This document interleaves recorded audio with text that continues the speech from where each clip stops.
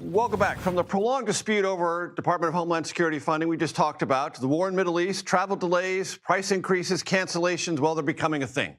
Earlier, I spoke to CBS News travel editor Peter Greenberg.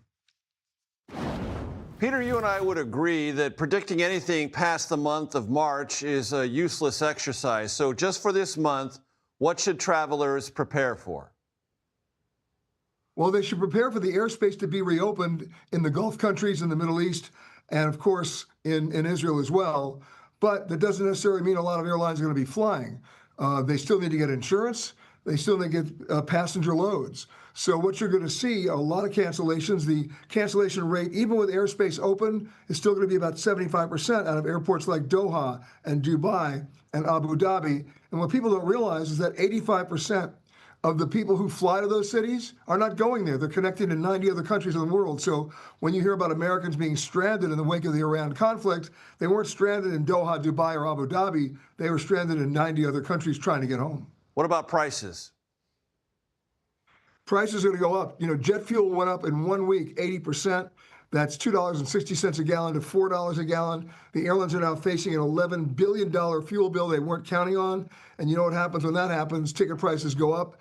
The same thing's going to happen to hotels. Don't be surprised to see energy surcharges added to basic hotel rates because the supply chain's been disrupted and the Straits of Hormuz still not open. So all of that is weighing into what the cost of travel is going to be, not just for the end of March, but for the rest of 2026.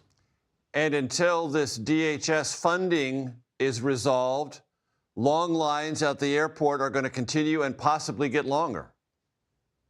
They're getting longer because we're seeing, huge numbers of resignations with TSA workers along the same lines of what happened with the air traffic controllers during the last government shutdown, where they just kept on calling in sick. In this case, the TSA workers are actually resigning.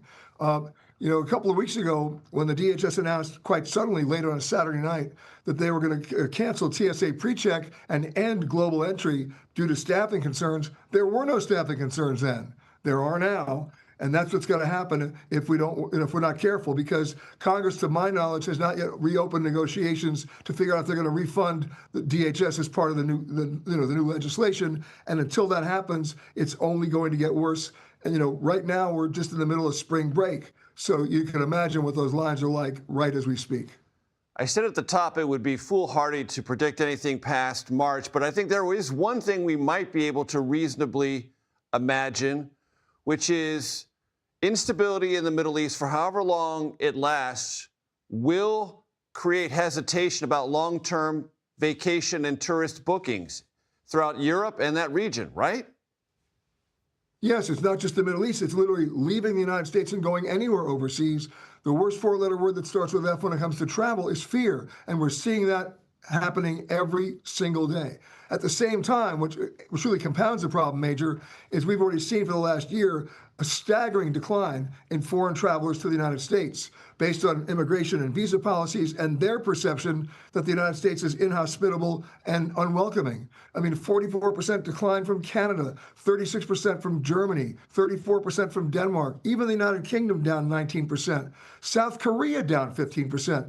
And that's revenue that the industry will never recoup. That's gone. And as I'm speaking to you now, it's costing the travel and tourism industry every day Iran conflict continues a minimum of $600 million a day. Again, revenue that will never be recouped.